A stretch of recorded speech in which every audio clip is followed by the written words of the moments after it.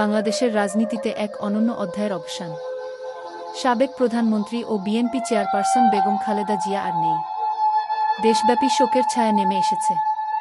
মঙ্গলবার ভোর ৬টা নাগাদ রাজধানীর এভার কেয়ার হাসপাতালে দীর্ঘদিনের অসুস্থতার পর বেগম খালেদা জিয়া শেষ নিঃশ্বাস ত্যাগ করেন। তার বয়স হয়েছিল ৮০ বছর। খালেদা জিয়া বাংলাদেশ রাজনীতির এক শক্তিশালী নেত্রী ছিলেন, যিনি শুধু বিএনপি নয়, সমগ্র দেশের রাজনৈতিক জীবনে একটি বিশিষ্ট পরিচয় তৈরি করেছিলেন। রাজনৈতিক জীবনে গৃহবধূ থেকে এগিয়ে এসে খালেদা জিয়া বিএনপির সর্বোচ্চ নেতৃত্বে পৌঁছে দেশের প্রথম নারী প্রধানমন্ত্রী হন।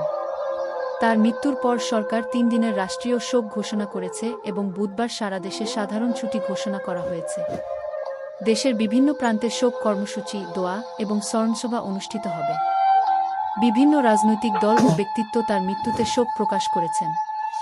বর্তমান ও তৎকালীন রাজনৈতিক প্রতিপক্ষ থেকে শুরু করে বিভিন্ন দেশের গণ্যমান্য ব্যক্তিরা তার অবদানকে স্মরণ করছেন। খালেদা জিয়ার মৃত্যুতে সাবেক প্রধানমন্ত্রী ও আওয়ামী লীগ সভানেত্রী শেখ হাসিনা গভীর শোক ও সমবেদনা জানিয়েছেন। শেখ হাসিনা বলেন, খালেদা জিয়ার অবদান বাংলাদেশের রাজনৈতিক জীবনে অমোচনীয়ভাবে যুক্ত ছিল এবং এটি দেশের জন্য একটি গভীর ক্ষতি। বেগম খালেদা জিয়া এক নারী নেত্রী, যিনি অসংখ্য মানুষের আশা ও আন্দোলনের প্রতীক। আজ চলে গেলেন, কিন্তু বাংলাদেশের রাজনৈতিক ইতিহাসে তার নাম থেকে যাবে বহুকাল। দেশবাসী তার আত্মার মাগফিরাত কামনা করছেন এবং তার স্মৃতির প্রতি গভীর শ্রদ্ধা জানিয়েছেন সকল শ্রেণী পেশার মানুষ।